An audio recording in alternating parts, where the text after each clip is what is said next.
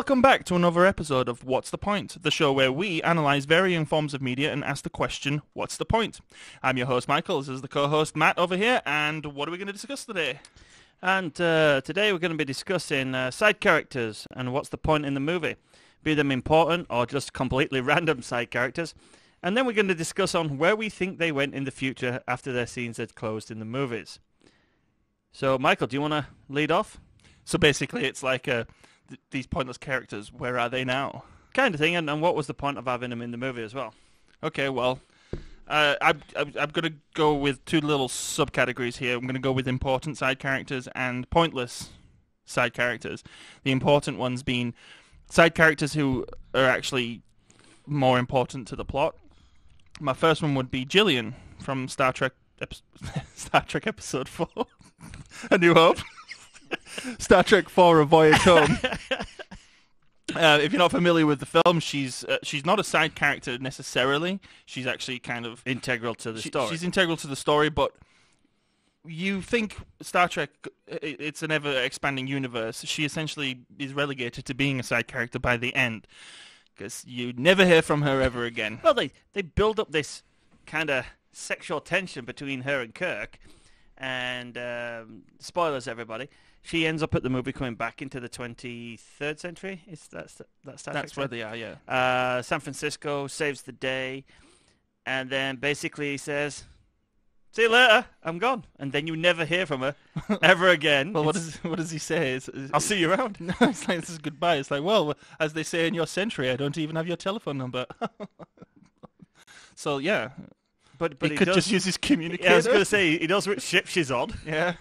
So this is the future, man. What the hell? So obviously the point of her having it in the movie then was integral, because she was the person who knew all the shit about the whales, where to find them, their tracking codes. Surprise. She's still a side character, though. Oh, yeah. She's not the main cast member. Mm-hmm. But so obviously could the film have happened without her? 100%. I disagree. She's integral. She's an important side character. You could argue you could have made the movie without her, but you would have just needed another character like her. Well, no, you wouldn't have even needed that. They should have just gone out to the open sea. But that's what he says. He's like, I could go out to the open sea to get him, but I'd much rather have yours. So she's there for drama purposes, to give Captain Kirk someone to get sexual bounce off. Yeah, to give Kirk someone to have a relationship with throughout the movie. And it's funny, in that movie, their relationship is the shittiest one. Yeah. Like, Uhura and Chekhov going to find the nuclear vessels is funnier. Yeah, they all go off on their little buddy cop adventures. Yeah, McCoy and Scotty telling the guy how to make transparent aluminum is way funnier. There's a guy side character you wonder. Let's add to that. What happened to... Forget about Jillian. What happened to the guy who was given the formula for transparent aluminum? Do you realise we could be changing the past? Well, I'm going to have to do this blind because I don't have my phone handy, so I can't find out what the name of that character was exactly. Do you have... Oh, disclaimers for anybody. We haven't done any research on this. We're just shooting the shit. So if there's canon and law, please feel free to comment below and let us know where we've gone wrong. I should have had a resource handy, though. But like Scotty says, how do you know he didn't invent the bloody thing? So what I'm thinking is he did invent it, and they didn't cause a paradox. It's just that they didn't know he was the original inventor of transparent aluminum. Sure, but you know the writers at the time weren't thinking that way, because when was that made? 1988, 1987? And we didn't have transparent aluminum back then. Michael, it was a script about Star Trek characters going back in time to pick up two whales to come and satiate a giant donair stick. And you can also say that there wasn't a eugenics war in 1996 either. No. Like, all they had to do was throw some fucking sweet sauce on that probe and it'd be tasty as fuck. Yeah. Have you seen that one meme? So hopefully we can get this up as a visual aid, but it's basically the whale probe shows up and it's like, "Hey, yo, is Steve there?" And the two whales say back up, "No, it's just me, George and Gracie." And he's like, "All right, thanks, bye. Sorry to bother you." And he goes away. So on that one, yeah, she was integral. Well, she wasn't integral, as in like if the story couldn't have happened without her. She was woven integrally into the story, but you could have so easily had that near enough same story. She still counts as a side character, and so where I want to now delve into this is what happened to her. I personally think the shock of going to the 23rd century from, what was it back then, 1980s, I think she would have had a meltdown. she got outside into space the first time and she had a complete nervous breakdown. Nervous It's like, breakdown. I want to go back to the 20th century. For a start, she wouldn't have known how to use the 3 seashells. No. So just think of all the shit she would have not known how to do, even though she was taught. But did you not know that they're still using conventional toilets in the 23rd century? There's actually a schematic of the Enterprise. This is the 24th century, but the Enterprise D. Do you know on the bridge you've got the turbo lift, and then you've got the conference room. Well, to the left There's of the a conference shitter. room, there's a shitter there. Yeah, Which is where you would have a shitter next to the conference room. it's where he goes to drop his captain's log. But hey, but you think of all the stuff that they have, that we now have, that we could deal with. She would have had to learn how to use like iPads and shit because they all had touchscreen and travel. Well, it begs the question as well. She says, I'm a marine biologist, right? So here I'm going on a science vessel. But, like, what kind of marine biology will she be doing in outer space? Alien marine biology. So, like, you go to a planet, go study the oceans on that planet? Yeah, so shit that she would have known nothing about because she was brought to the future to study and teach people about whales. Yeah, but... That's a funny one. So she goes, who else knows more about whales in the 23rd century? First thing she does, rather than telling everybody about whales, is fucks off. The whole point of her saying that she wanted to come to the future was to teach people about the whales. Nah, fuck that. There's way more interesting shit to go see. Well, maybe that's what happens. She has her mental breakdown on the ship, then comes back to Earth, and then they're like, well... She went straight to Riser is what she did. Yeah. Well, there's probably lots of whales there. Sexy whales. Sexy whales. Come on, we'd all go to Riser. Yeah. So, oh yeah. You can't really go too far with that one. I personally see... So you think she had a mental breakdown. What I think happened is she got on board that ship, it went out into space dock, and immediately got attacked by Klingons and blown up. Well, there's no discussion of brothers, sisters, parents, grandparents. Does she have a boyfriend? Was she a complete... Because she didn't come across as a hermit that lives in a house and is socially dysfunctional and she doesn't have any contact with people. So what about her friends and all the people she actually cared about? She chose to say, fuck them, I care more about these 2 whales, which is really weird, which you don't think about when you're watching the movie. But she chose to leave all that behind. Yeah, it's a little bit of a throwaway piece of dialogue, right? It's like, oh yeah, I have nothing here. I have to go. Those whales are my everything. Yeah. She has that little rant. Yeah, she didn't come across as a crazy cat lady to me, though. She's a crazy whale lady. Crazy whale lady, yeah, okay. Shall we move on to another one? Yeah, as I say, you can't really go that far with that one. So Well, most of these you can't go far. That's why I've wrote a lot down. Let's hear your first one. So my first one is... I'll tell you why he was in the movie. He was in the movie to provide a bit of comic levity and tension for the main character. But what happened and where was Kevin Bacon going when he got in that taxi instead of Steve Martin at the start of Trains, Planes and Automobile? Was he late for something? Was he going home to see his family? Was he going to work? Was it an important job interview he had to go to? That's why he was in such a rush. Yeah, but he gives him that kind of like that glance as like that fuck you glance, doesn't Well, he? yeah, because that was the only taxi left. Yeah. So maybe he's just like An asshole. He's just a dick. It's like, I'm going to go steal this cab from this guy. Well, no, because he obviously wanted that cab as urgently as Steve Martin, and Steve Martin's was he wanted to get back home for Thanksgiving. Yeah. So was Kevin Bacon the same thing? Did Kevin Bacon get in that cab and go 3 corners in it, have a flat tire, and go on a similar sort of wacky adventure as Steve Martin? And if he did go on a wacky adventure, let's say Kevin Bacon actually, instead of going to Chicago to see his family, was trying to get to, let's say, Scranton, Pennsylvania. That's where his family is, and that's where he's trying to get back to. What was his adventure? Who did he meet? What character would have been his John Candy? I just think it was his character from Hollow Man, and he was on his way to the lab. No, that was way before Hollow Man. Okay. Well then, let's pretend it was set in the '60s, and he's an astronaut on the way to go launch. I know what it was. He was so tired of his time in the rat race of Manhattan. He was rushing to get to JFK to get on a plane to fly out west, and he went to this tiny little dusty desert town for a quieter life, and discovered big underground worm monsters. That's Val. And it's around the same time. Exactly. That's what I found. That's Val. He'd had enough. He was a Wall Street broker that had had a mental breakdown, and to get away from it and have a quieter life, he found a valley in the desert full of alien worms. Do you remember where that valley is? So why I wish I had my phone with me. Bugger. It's somewhere hot and dusty. Yeah. It's like literally, it's a small town. That's why he was in a rush. He was trying to get out of the rat race to go for a quieter life. So Kevin Bacon, the guy who steals that cab from Steve Martin in Planes, Trains, It's and Val Automobiles, is Val from Tremors. Tremors. You heard it here first. All right, what's your before we move on though, like the only thing that I kind of want to just brush on real quick is because he gets his cab stolen, not just the once. He gets the cab stolen. Oh, John Candy steals his cab as well. And but like you've got two different situations. You've got Kevin Bacon's kind of like the asshole, but then John Candy's not really an asshole. He's an asshole. He's not. No, he's not. He's a lovable asshole. He's not. No, that's the thing. He's not trying to go out of his way to ruin Steve Martin's life. No, he's just one of those guys. He's always there. He's always in the right place at the wrong time. That's basically his character. No, he's in the wrong place at the right time for comic relief. Well, yeah. You know what I meant. Yeah. All right, so who's your next one? I'm going to go with another one of my important side characters, Sid from Toy Story. Well, we know where Sid ended up. He's a garbage man. No. But how did he get there, though?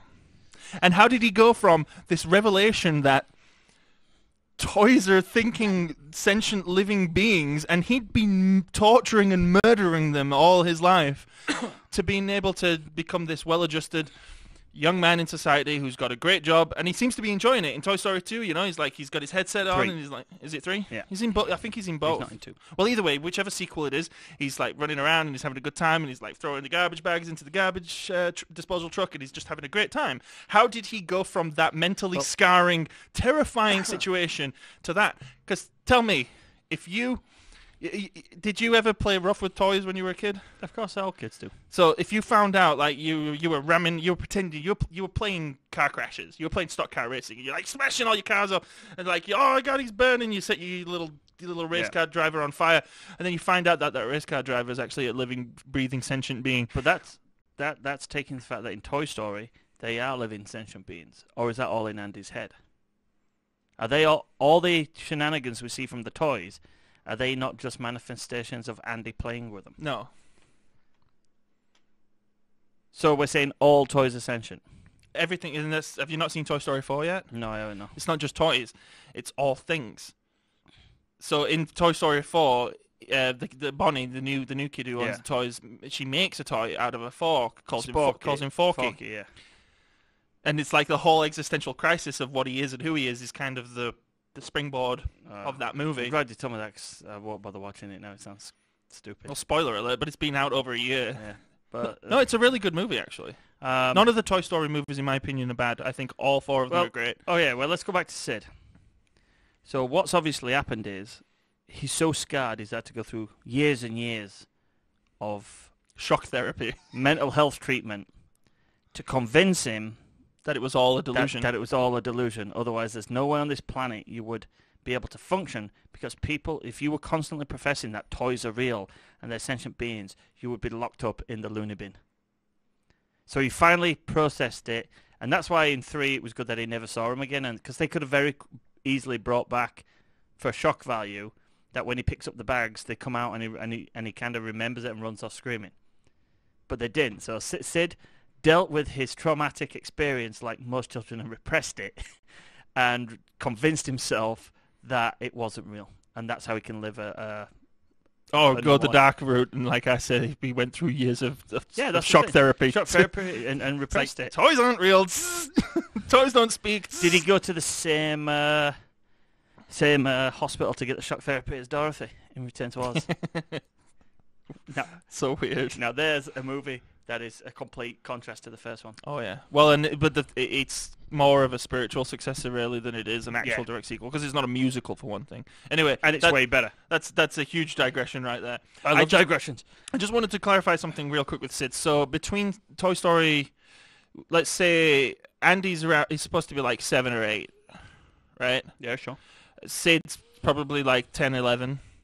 And by Toy Story 3, he's going to college, so he's like 20. So Sid's probably... No, he's 18. Let's say... Sid's 18 then. So that's 10 years. 10 years has gone by, so Sid is in his early 20s then. Yeah.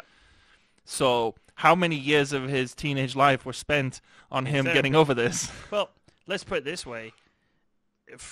Again, from what we saw of Sid, he didn't have the greatest upbringing, so he might have had more traumatic things going on in his life anyway. Where did you get that from? Because we only get to see his mum, and his mum seems fine, and he's got a little sister who seems fine. But he has the carpet from The Shining in his house. That's obviously never a good sign. And then, well, there's also someone asleep in the chair.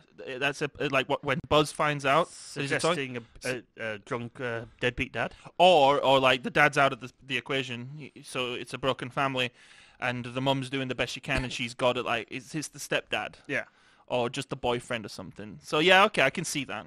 Okay. So considering he's now what looks like a semi-functioning member of society, holding down a job, he's doing pretty well. Garbage men get paid pretty good. They get paid more than I do. It's an important job. If it wasn't for garbage men, there'd be garbage everywhere. Okay. Yeah, we've pretty much gone everywhere we can with that guy. This was a side character in the original film that stupidly then became the focus of some of the future films. But it's going to be a slash person. So I'm going to use Mystique from branching X-Men to X-Men 2, to X2. Okay, so we're ignoring the fact that we know what happens to her anyway with Jennifer Lawrence's take on the character? Well, we even know that we know what happens to her in 2 and then the abomination that's Last Stand. What I'm asking is, what happened to her in between X-Men and X2 when she's pretending to be Senator Kelly, is it? Yeah. Oh, that's what she did. She pretended to be Senator Kelly all those years. Does she kind of like go to soccer at the weekends with his kids? Yeah. Does she sit down for Christmas dinner? Yeah. Does she bone his wife? I don't know what I wonder about that often with Mystique, because think about it in X2 where she like creeps into the tent pretending to be Jean Grey and she's like, I can be whoever you want. Yeah, she's obviously and she turns into Striker. So she's probably really freaky when it comes to that. But to carry off that ruse, and she picks that guy up right to put the iron in his blood, like dressed as a hooker and whatnot. So I think Mystique's pretty freaky like that.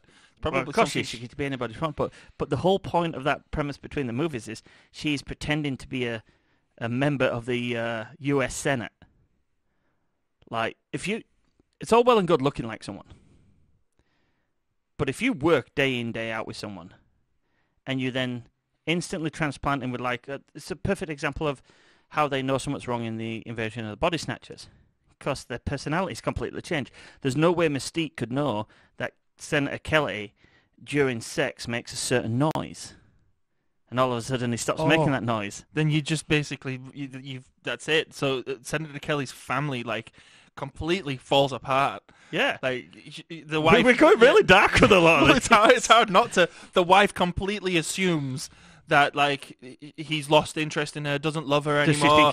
Maybe she fucking got to cheat. Starts drinking and hopefully at this point the kids are already grown up. I mean, he's pretty old, right? So maybe he's got grandchildren. But what I don't understand is why she keeps that ruse up.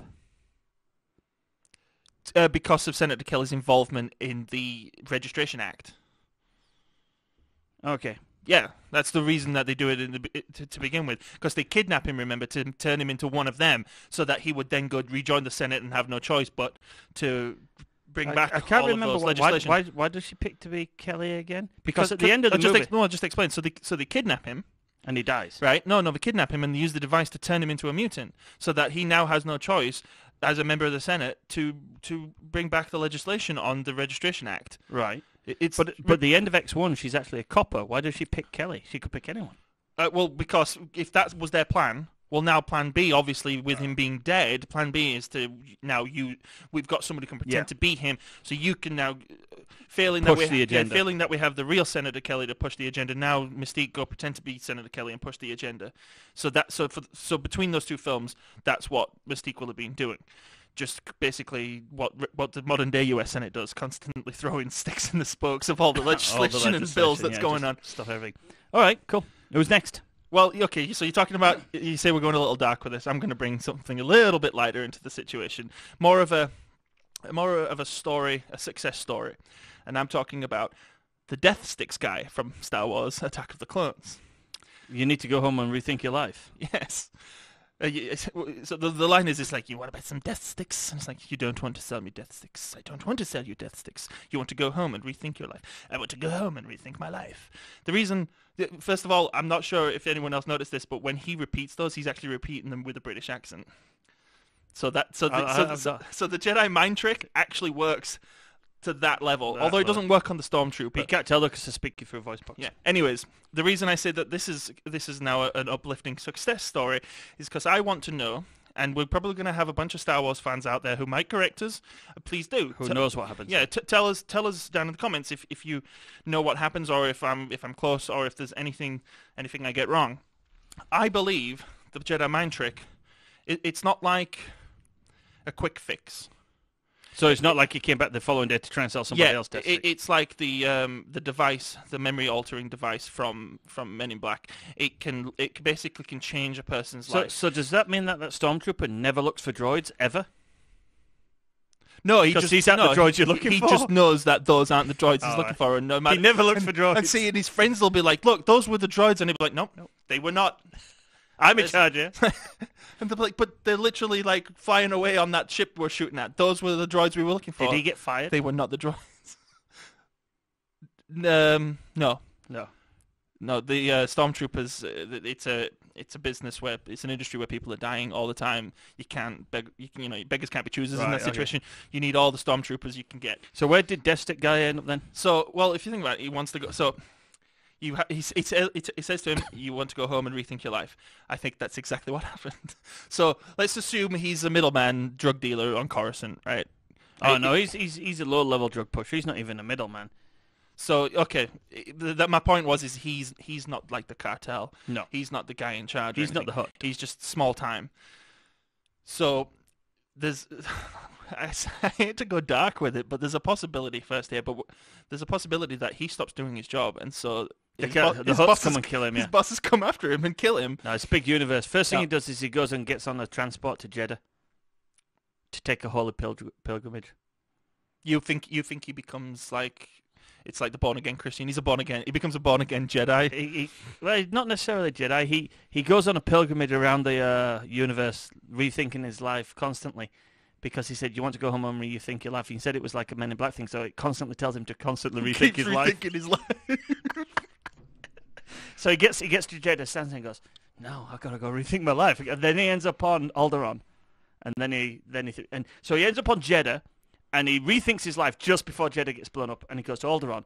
For Alderaan reasons. Yeah, for Alderaan reasons.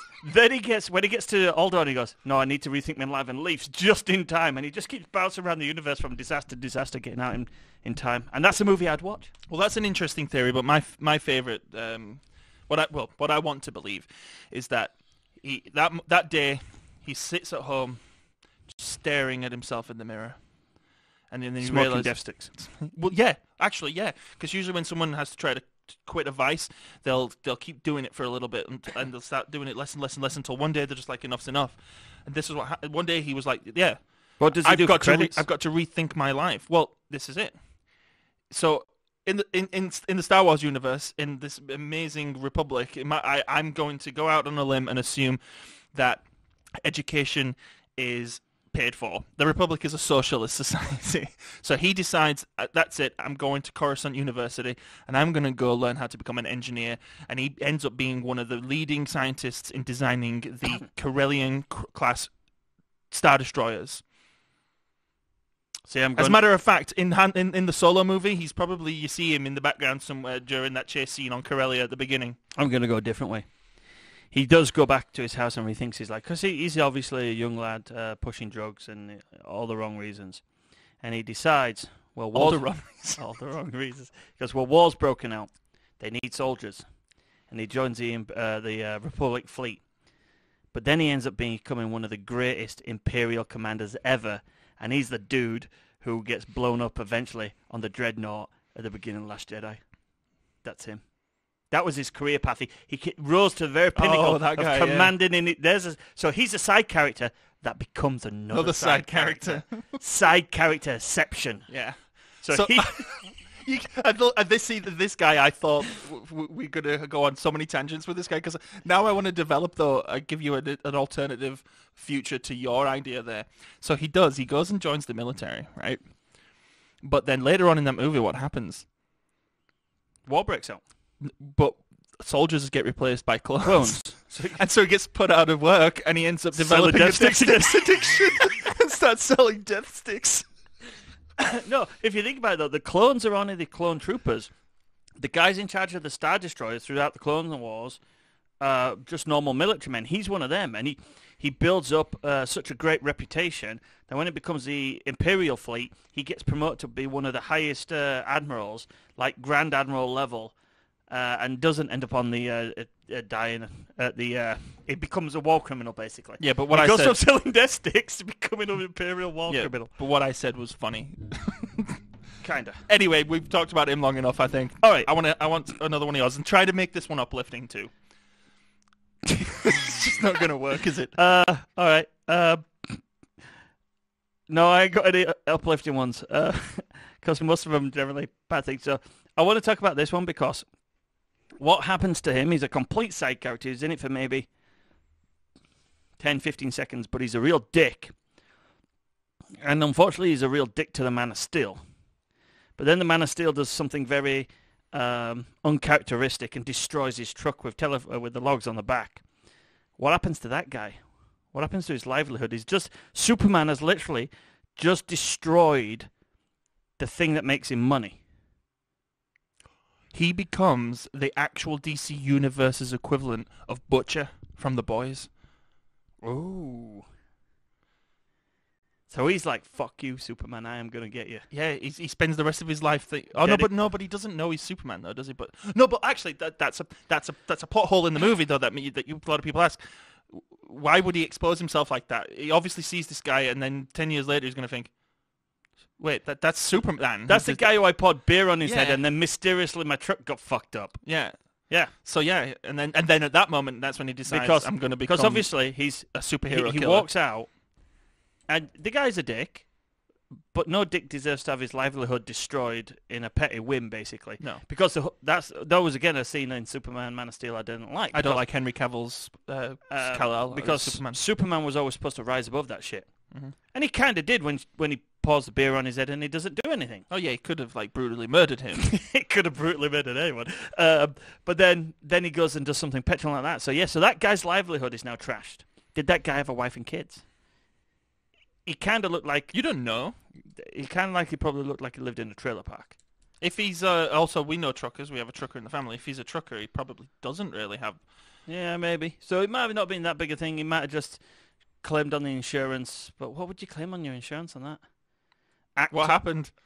Act of pull logs through my truck. Again, that's why that's such a silly moment in that movie. It doesn't make any sense. It's like, oh, ha, ha, ha. So he used his superpowers to get revenge. It's like a bad version of what happens in Superman 2 when he goes and gets revenge on the guy in the diner. Yeah, it's clever, it's earned, and it's not ridiculous, and no one's going to assume this is Superman.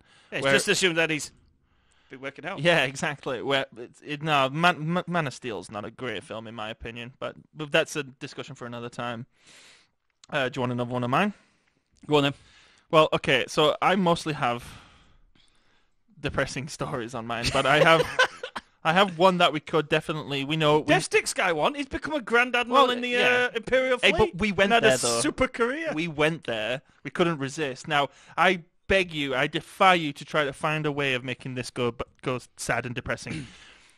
Mr. Proudfoot from Lord of the Rings. What happens... from that moment that he's all... feet. So we know, right, that he's a closet nice guy, and it's probably his wife who insists on him being such a miserable old fogey, because he laughs and laughs when the kids are all she scowls at him. And she scowls at him, and he's like, oh. But then, a year and a half later, the hobbits come back to Hobbiton, come back to the Shire, and they see him doing his garden, and gives him a scowl again, and he's not changed one bit. So what happens to Proudfoot so during the quest for the ring? What happens to Mr. Proudfoot and his wife?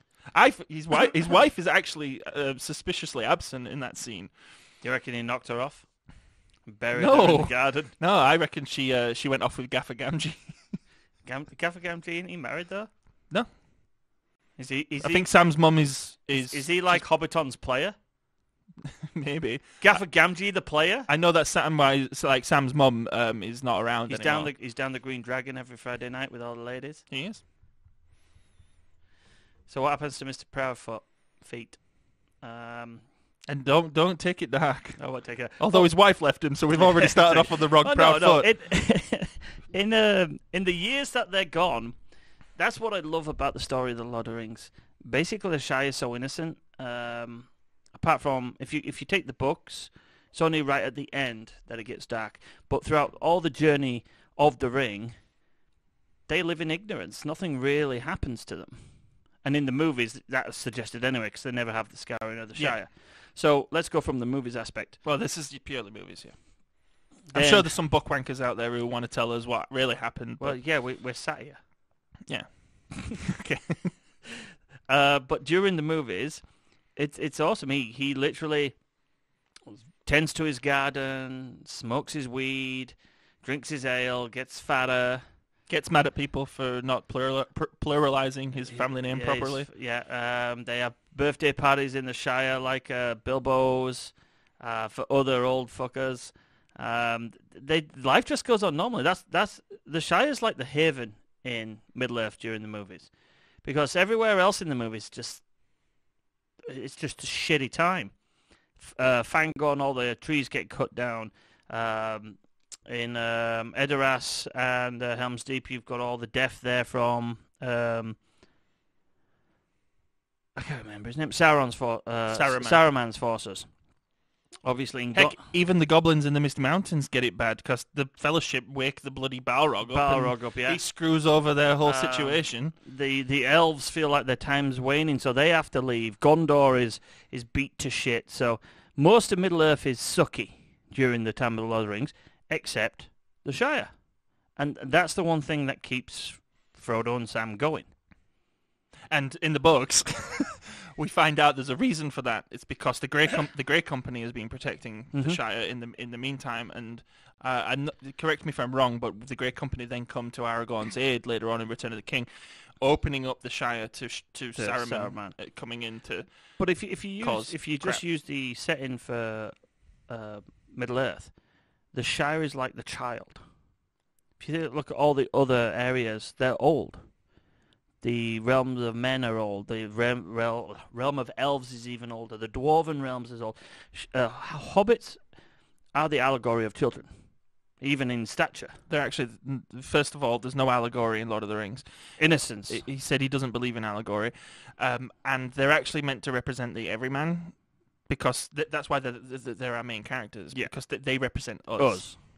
So no, sorry. No, I think they also represent, though, the innocence. But it's not a child's innocence. It's just the innocence of someone who... I was smoking weed and drinking when I was younger. I know what you're saying. So during that time... just being a book wanker. Yeah, you've been a book wanker in the movies, you know. But yeah, during the time of the ring travel, they literally do what hobbits do best. Drink, eat, and be merry. Mm-hmm. So it's not dark at all. So Mr. Proudfoot, what does he do, though? Because he isn't a merry man. He's kind of a... That's it. So, if you think about it, his wife scowls at him for being happy that Gandalf launched a bunch of fireworks and made the children happy. He just decided, that's it, enough's enough. I'm sick of being this nasty, jaded, scowling man that everybody seems to be like, don't bother old Proudfoot. He's miserable.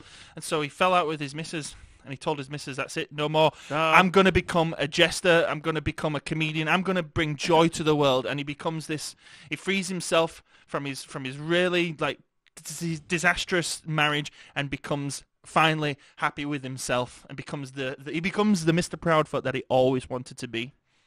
Okay. I've got lots. So, all right. So you're the one who said we won't be able to talk about this. I could talk about this all day. So I could do this all day. What happens? I'm going to pick an Oscar-winning, award-winning film now. Oh, The Green Lantern. Oh. What happens to the owner of the drone fighter jet company? I really don't remember anything about So that film. basically, is it Hal Jordan? I could just go away right now. You could just talk because I Oh no, don't know. I'll set the scene. So Hal Jordan's the fighter pilot that's testing the drones, Sure. and he shows that they're not as good as they can be, and he defeats them. You know how many thumbs downs we're getting right now because Hey of man, this? talking about Green Lantern, man, it's got to talk it.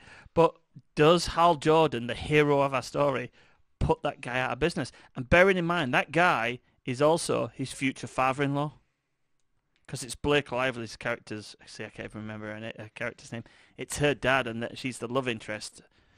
So once Parallax has come and everybody's distraught from seeing this big turd-like cloud coming across the sky, and he defeats it, and he fucks off to be a Green Lantern and have a cushy life there, what happens to the poor owner of that jet company that's just been shown that their jets are shit, and they lose all their contracts? He becomes the DC Universe's Tony Stark. Or does he join the trucker? I honestly don't. I No, don't even know who you're talking about. He now, because his company's been put out of business by the Green Lantern. Oh, he becomes one of the boys? He joins the trucker guy. No, wait, hold on. This is DC Universe. We've got to come up with a different name. They're not the boys. They're the lads. Yeah, the lads. Well, no, because the boys in the... You're suggesting the boys are in the Marvel Universe? Most of the allegories are I'm DC. just saying the name's different. So right. it's like Superman is called... Homelander. Yeah. The Wonder Woman's Queen Maeve. called Queen Maeve. They've got different names. So the boys in the lads. DC Universe are called the lads. Now, here we're going to go. We've got to find side characters in DC movies to fill our lads team. We got the trucker. We got the owner of the jet company that Hal Jordan destroys. There's got to be one of the guys who Batman beats up in that one scene in Batman vs Superman. They're all henchmen, though. Do they all die? No, but maybe that's one of the things. One of them survives. He ends up in a wheelchair. He becomes like Wheels. Hang on, don't we already have Wheels in that movie? He blows himself up in the Senate. We can't have two Wheels. He's one of the boys. That's why he does it. He's trying to kill Super. No, not the boy. Sorry, he's one of the lads. Yeah, but he dies though. Well, exactly. So, what's suicide bomber? Are you telling me that Butcher it doesn't, have zero value on his life? Well, no, Frenchie just builds all the bombs and they're really useful. Yeah, but my point is he doesn't care if some of them don't care. So if it wasn't Lex Luthor that manipulated him. It was actually the trucker and the owner of the jet company out of Green Lantern. No, Lex Luthor just was the straw that broke the camel's back. No, the lads used Lex Luthor as a cover so they could get away with it. Or maybe Lex Luthor's one of the lads. Nah. Why not? He's not got any superpowers other than his intellect. And rich. And in that movie he's got zero. Yeah, in that movie he's got zero intellect. So bad. We need one more. We need someone else on the lads. We need a soup. It needs to be one of the superheroes who turns and becomes a minor DC superhero. I'm not the DC guy though. You're the DC guy. I would have said Hal Jordan. No, Green Lantern's correct. I would have said Aquaman because he was the running joke until Jason Momoa made him goddamn sexy. Mm-hmm. So maybe comic Aquaman came off the comic and joined lads because he hated wearing that outfit. Possibly. Yeah. Anyway, that was a nice little tangent. So we've got two members of the boys. So you brought up Green Lantern and fucker. I'm gonna go. I've got 3 left. We already did Voyage Home, so I might avoid this guy. I love Star Trek, and I'm annoyed because you said Star Trek: The Voyage Home in our first podcast, in the pilot podcast. You said it wasn't a good movie, and I need to make sure we talk about that because Star Trek: The Voyage Home is universally accepted as one of the best Star Trek movies. So I have no idea where you got that from. But anyway, in The Voyage Home, there's a scene. It's the colourful metaphor scene where Spock and Kirk are on the bus, and you got the punk guy. He's listening to the punk music really loud, and he wants him to turn it down, and he won't turn it down, and so Spock Vulcan nerve pinches him, and everyone cheers, and that guy passes out on the bus on his little ghetto blaster. What if his stop was like the next stop? And he ends up like 4 counties down? Or he ends up in Sacramento or something. Like, what a ruined day that young gentleman must have. And you know, people are just typecasting him. They're just assuming he's an asshole because he tells them to fuck off. I mean, to be honest, if I was listening to my music on the bus really loud and someone wanted me to turn it down, I'd probably tell them to do the same thing. Although we have headphones these days. But nonetheless, there's no assumption that he's a nasty person. He's just some punk kid. Was that really a reason to ruin his day? Have we ever found out the ramifications of being Vulcan nerve pinched? Well, we know you wake up from it. But do you wake up with like sciatic pain? Oh, and yes, he had severe nerve damage. damage. He ends up living like in complete pain for the rest of his life. Because you are obviously you're pinching the nerves hard enough to make someone pass out. So I've never seen anywhere in Star Trek canon where it tells you what are the side effects of the Vulcan nerve pinch. Well, if I had my phone, we could look it up, but I'm pretty sure that it doesn't kill you. Is it like the Zat Nekatil gun? If you get nerve pinched 3 times, you die? Maybe. Or like the 5-finger palm point trick. Because you got to think in Vulcan culture, that shit gets used way too often in families. Oh, kids are pissing me off. Quick, one of them. Right, they're all asleep. It's meant to be a pacifist way of subduing someone. So it's not supposed to be bad. So I don't know. I think. God, wife, what? Shut up, pinch. I think the more worrisome situation here for Punk Guy is what if he was on his way, like he's a punk, what if he was on his way to high school and his high school history teacher told him he needed to do this history report or he's going to fail and he's not going to pass or graduate high school. And he's on his way to school and Spock completely ruins that. And so he wakes up, let's say, even just 3 stops later and he's late for class. He gets into class, his history teacher gives him that look and that's it. It gives him time to pursue his career in punk music, and he becomes one of the largest rock sensations in the world. We didn't take it depressing. I was as I was trying my hardest. I could see you going down. I was like, I got to steer this one way. And as a musician, I appreciate that. That's what happens. He flunks out of high school as a result and decides, this is it. This is my chance. I'm going to pursue my music career, and he becomes a punk icon. That's good. I like that. Give us another one. I think the character's name's Lobo. Lobot from Empire Strikes Back? Yeah.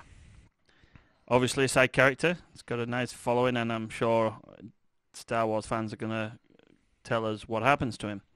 But I just want to discuss it from our point of view. So obviously at the end of Empire Strikes Back, Lando steals Han's clothes, puts them on, and buggers off in the Millennium Falcon. And joins the rebellion. And totally negates and neglects his responsibilities of running a mining operation at Bespin. So he obviously has to leave that to somebody to run that operation. And I'm assuming from what I saw in the movie, Lobot's your best choice. Well, the Empire, though, also are there now, occupying. But, yeah. But are they occupying it, or do they chase them off? Because it looks like at the end of... Not until the end of Return of the Jedi. That's why they're cheering and celebrating, because the Empire's been defeated and we're free now. All right. So during Return, then, does he run a underground resistance cell in Bespin? Now you're talking. And did he ever give control back to Calrissian? Because next time we see Calrissian, he's living on a desert planet in a market, and he doesn't look like he's very well off. Well, we know why he ends up there. He gets stranded there because he gets stuck there when him and Luke get attacked by the Jedi killer.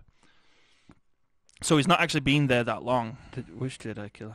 The Jedi killer, who they're on that planet they're searching for. You don't like the movie, so I can't remember. Yeah, that's why they go there. So did Calrissian ever go back and take running and ownership back off Lobot? I'm willing to bet he did. Or is Lobot like just drowning in money and poontang because he's running this multi-billion-dollar credit? What is Lobot? Is he an android? Augmented. He's an augmented human? He's an augmented human. Okay. I would like to think that, yes, he basically ran a rebellion cell of his own. That's probably was underground. Lando probably told him immediately. It's like, hey, look, I'm in the rebellion now, so are you. he had to, because he's the one who saves him. Yeah. So it's not like they don't kill those troopers. Oh yeah, he wouldn't have got away with that. He has no choice. It's not like the troopers would have forgot. So when the Empire move in, he has to go underground and then create the Bespin rebel cell. Yeah. And then when you see more Pine at the end, he's the guy who brings all the booze. And does he then take over running Bespin and make tons of money and become like a whatever Bespin mines? Well, I've never read the Lando comics, like the ones that have come out since Disney took over, so I don't know all of Lando's stories, but I would assume that he doesn't become the administrator of Cloud City anymore. I don't think Lando goes back to Bespin. I think he continues to work with the New Republic. Yeah. Because he continues to work with Leia and Han and Luke and General all those guys. Calrissian, yeah. Yeah.